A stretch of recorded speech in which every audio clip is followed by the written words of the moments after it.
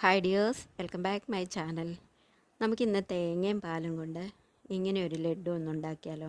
എല്ലാവരുടെയും വീടുകളിൽ തേങ്ങയും പാലും ഉണ്ടല്ലോ, പെട്ടെന്ന് തന്നെ ഇതൊന്ന് ഉണ്ടാക്കിക്കോളൂ കേട്ടോ.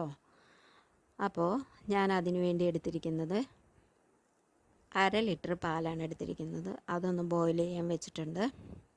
ഒരു തവി കൊണ്ട് ഇതേപോലെ നന്നായിട്ട് ഇളക്കി കൊടുത്തുകൊണ്ടിരിക്കണം. പാലടിക്ക് പിടിക്കരുത്. അപ്പോൾ ഇതൊന്ന് തിളച്ച് വരട്ടെ. തിളച്ച് വരുമ്പോഴേക്കും നമുക്ക് ഇതിനകത്തേക്ക് ഒരു 1/2 കപ്പ് അളവിലുള്ള പഞ്ചസാര ചേർത്ത് കൊടുക്കാം.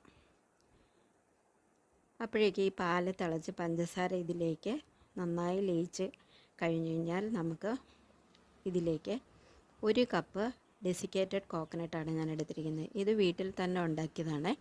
ഇതുകൂടി ഇതിനകത്ത് ചേർത്ത് കൊടുക്കാം. കണ്ടല്ലോ, ഇത് നന്നായി ഇതിനകത്ത് മിക്സ് ചെയ്ത് നന്നായിട്ട് പാല് തിളച്ച് വരുമ്പോഴേക്കും ഇത് എല്ലാം കൂടെ നന്നായി ഒന്ന് തിളച്ച് വരുമ്പോഴേക്കും നമുക്ക് ഒരു 1/4 കപ്പ് അളവിലുള്ള പാൽപ്പൊടി കൂടെ ചേർത്തിട്ട് 1 സ്പൂൺ വാനില എസൻസ് കൂടി ഇതിനകത്തേക്ക് ചേർത്ത് കൊടുക്കാം. വാനില എസൻസ് ചേർക്കുന്നത് ഒരു ഫ്ലേവറിന് വേണ്ടിയിട്ടാണ്. എന്നിട്ട് നമുക്ക് കൈ എടുക്കാതെ ഈ തവി കൊണ്ട് നന്നായിട്ട് കുറുക്കി ഇതേപോലെ കുറുക്കിയെടുക്കാം.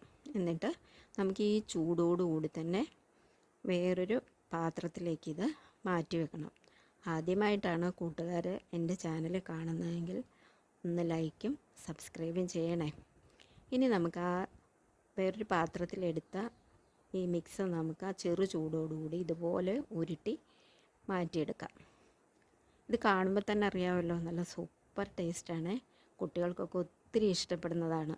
നിങ്ങൾക്ക് ഇഷ്ടമുള്ള ഷേപ്പിൽ ഇത് എടുക്കാം. ഞാൻ ഇതുപോലെ ലഡ്ഡുവിൻ്റെ ഷേപ്പിൽ ഉരുട്ടിയെടുക്കുന്നേ ഉള്ളൂ.